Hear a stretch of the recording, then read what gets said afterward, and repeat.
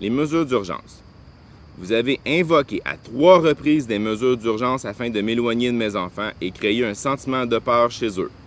Le pire, c'est que la 3e fois, vous n'avez même pas averti les enfants. Selon votre expertise de criminologue et d'ancien travailleur social, est-ce que vous considérez ceci comme des actes de bonne foi? La notion d'urgence invoquée n'a jamais existé comme mentionné dans le manuel de référence sur la protection de la jeunesse à la page 698 au point 2.2.1. Le retrait de l'enfant du milieu familial en situation d'urgence. Le retrait en situation d'urgence est nécessaire lorsque la sécurité de l'enfant est sérieusement menacée. Dans son guide sur le retrait du milieu familial, le ministère de la Santé et des Services sociaux définit comme suit le retrait en situation d'urgence. Écoutez bien.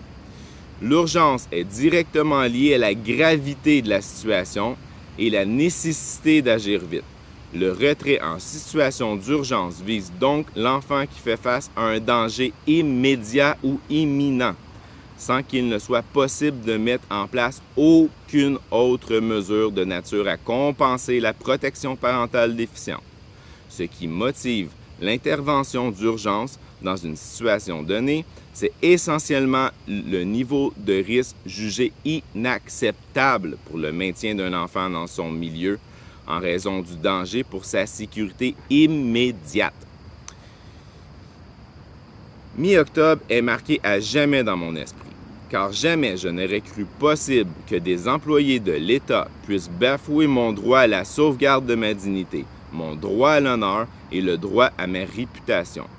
Droits qui sont en théorie protégés par la Charte québécoise des droits et libertés, et ce, en toute impunité.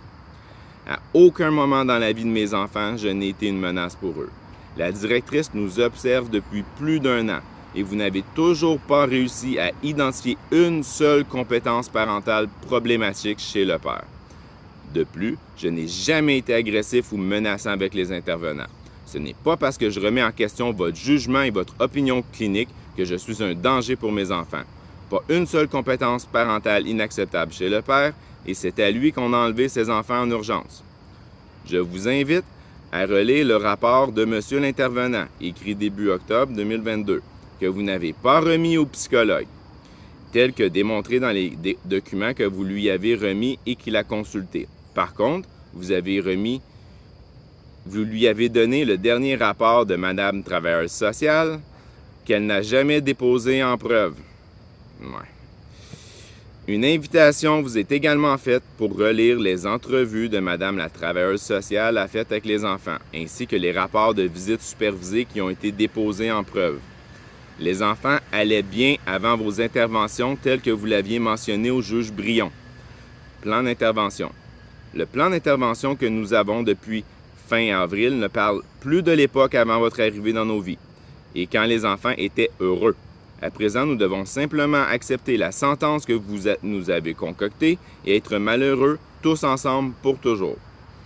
Madame l'intervenante a affirmé sans aucune gêne devant la juge Jones que j'avais reçu un plan d'intervention en novembre, ce qui est totalement faux. Je n'ai jamais reçu de plan d'intervention en novembre tel qu'elle l'a mentionné dans son témoignage auquel vous avez assisté. Le seul plan d'intervention que j'ai reçu, c'est début février, et c'était celui qu'on avait fait en août, que Madame la maire a refusé de signer et qui est conséquent tombé dans l'oubli. Pourquoi? Vous avez littéralement détruit ma vie et celle de mes enfants. Dans quel but? Quelle raison justifie de détruire un lien parent-enfant qui était excellent? En quoi ceci est dans l'intérêt des enfants?